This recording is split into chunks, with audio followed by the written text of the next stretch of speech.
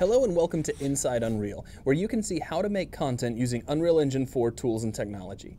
I'm Parrish, and I'm joined today by Epic Games senior visual effects artist Tim Elek. Hey Tim. Hi Zach. Now you worked on several of the environmental and weapon effects in Epic's Infiltrator tech demo, is that correct? Yes. Now can you talk to us about some of the effects that you worked on?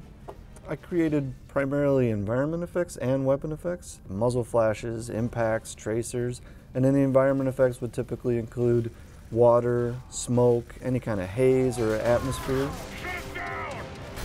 Now, we're going to be splitting this up into two separate parts. We're going to do one part with some of the effects you worked on, and then we'll save some for another video. So what are we going to take a look at here in this first video? This first video, we're going to look at a muzzle flash. First, I'm going to open the effect in Unreal Cascade. And here you can see there's quite a few components to this effect.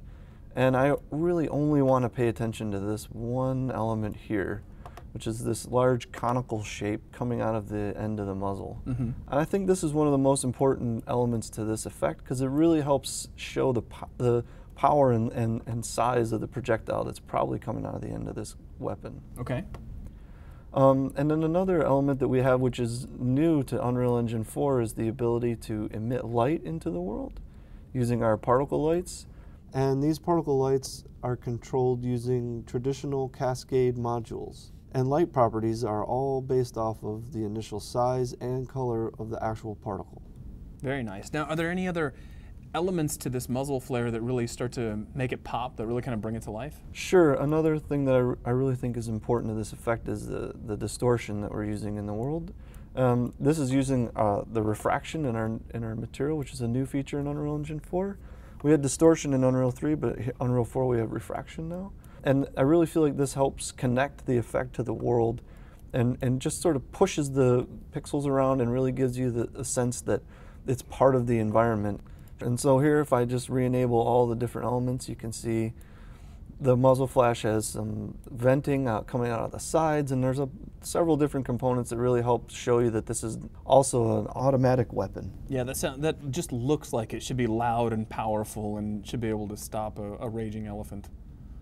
Now, I also noticed that we've got some shell casings flying out of the side of the gun. Yes, the shell casings are, again, they're being emitted through the effect, which is great because now I can control those all in one location.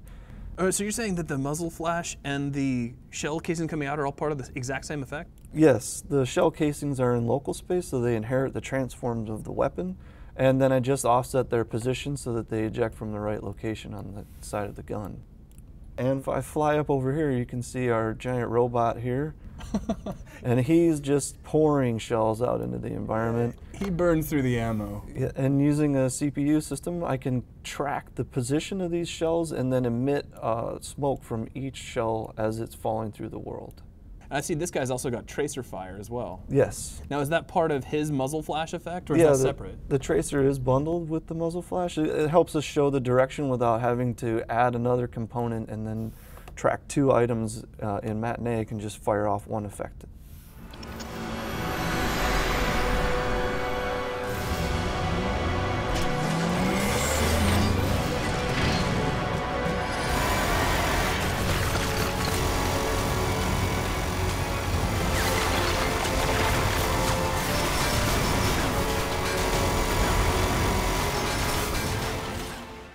Okay, so these are some of the impact effects that were seen at the very tail end of Infiltrator when the flying robot is shooting at the ground?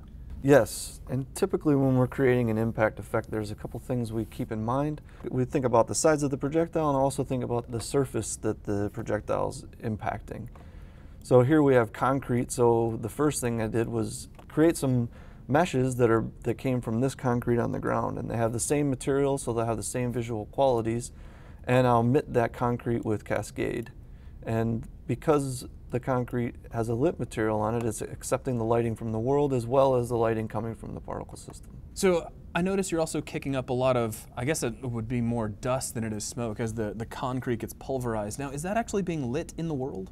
Yes, all the dust is being lit by the lights in the world. And so you can see here I added a purple light to the side of this effect so that you could get the effect of the lighting on the smoke or the dust. You know, it's funny, you had to move the camera over before I noticed. It looks like there's also a lot of like gravel being kicked up. Yeah, all these little tiny chunks are translucent particles using a translucent material. So they'll get illuminated and lit just like the meshes do, and they'll actually collide and bounce along the ground based on the surface normal and the depth buffer. So those are just little sprites. Those aren't really tiny meshes? Yes, they're just all small sprites along with the sparks, and they're all using our GPU particle system as well as the new depth buffer collision. In the Vista shots of Infiltrator, you'll notice there's a lot of traffic and robots moving around. In this case, I'm just emitting the robot mesh that the modelers created, and I'm attaching lens flares and particle lights to the robot so that as they move through the world, they're actually illuminating all the geometry.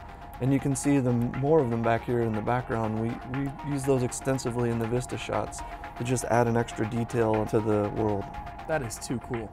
Well, thank you very much for your time, and thank you all for joining us, and we will see you all on the next Inside Unreal.